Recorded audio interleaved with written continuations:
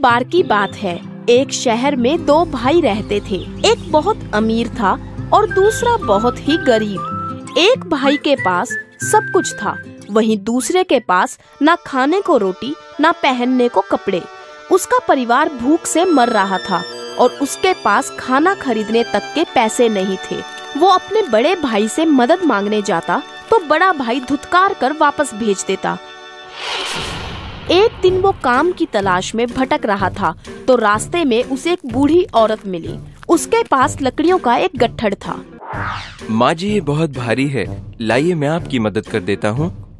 क्या हुआ बेटा, तुम इतने दुखी क्यों दिख रहे हो? माँ जी, मैं क्या करूँ, मेरा परिवार भूख से मर रहा है और मैं कुछ नहीं कर पा रहा।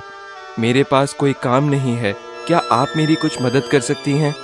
अच्छा सुनो बेटा, अगर तुम ये लकड़ियों का गट्ठड़ मेरे घर पहुंचा दोगे तो मैं तुम्हें एक ऐसी चीज दूंगी जिससे तुम अमीर हो जाओगे। ठीक है माँ जी। वो आदमी उस बूढ़ी औरत के पीछे पीछे चल दिया और वो उस गट्ठड़ को लेकर उसके घर पहुंच गया। शुक्रिया बेटे, भगवान ने चाहा तो तुम्हारी गरीबी जल्दी ही खत्म हो जाएगी।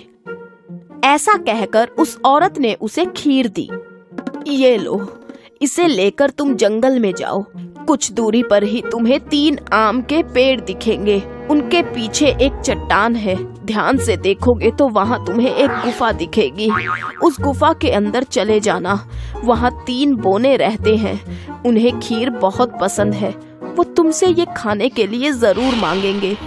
तुम उनसे इसके बदले पैसे मत मांगना, बल्कि उनसे कहना कि मुझे पत्थर की चक्की दे दो। वो आदमी खीर लेकर जंगल की तरफ चल दिया। रास्ते में उसे बहुत सारे पेड़ दिखाई दिए और कुछ दूरी पर चलने के बाद उसकी नजर एक आम के पेड़ पर पड़ी। उसने ध्यान से देखा तो 3 आम के पेड़ त्रिभुज की तरह कतार में थे और बीच वाले पेड़ के पीछे चट्टान थी और उसमें गुफा का दरवाजा भी। वो अंदर गया। बोने ने उसके हाथ में खीर देखी और उससे कहा, अरे ये खीर हमें दे दो, तुम इसके बदले में हमसे जो चाहे वो ले लो। ठीक है, मैं तुम्हें ये दे दूंगा, पर इसके बदले तुम्हें मुझे पत्थर की चक्की देनी होगी।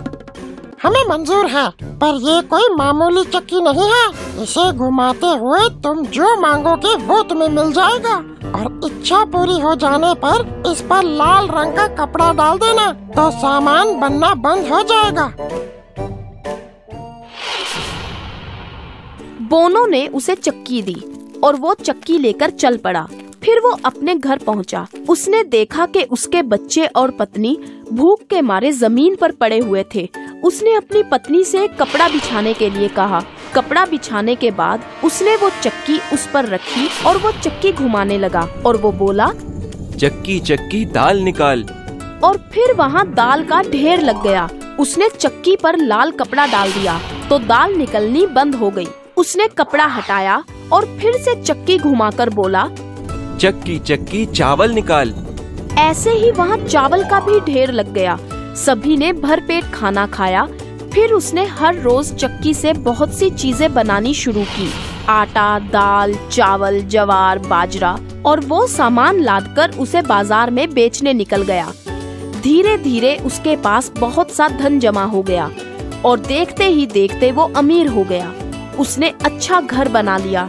उसकी पत्नी और बच्चे अब अच्छे अच्छे कपड़े पहनने लगे।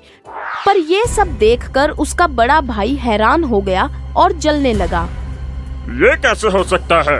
कुछ दिनों पहले तक तो ये भूखा मर रहा था, तो अचानक से इसके पास ये धन दौलत कहाँ से आ गई? जरूर दाल में कुछ काला है। इसी बात का पता लगाने वो छोटे भाई के घर जाकर छुप गया। उससे अपने भाई के राज का पता चल गया। अगले दिन मौका पाकर वो अपने भाई की चक्की चुरा लाया और अपने परिवार के साथ शहर छोड़कर एक बैलगाड़ी में बैठकर भाग निकला। रास्ते में जाते जाते उसने चक्की को आजमाने के बारे में सोचा। चक्की चक्की नमक निकाल।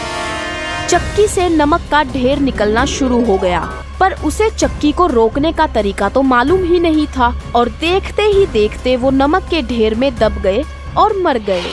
इसलिए कहते हैं कि हमें किसी से ईर्ष्या नहीं करनी चाहिए। जितना हमारे पास है उसी में खुश रहना चाहिए।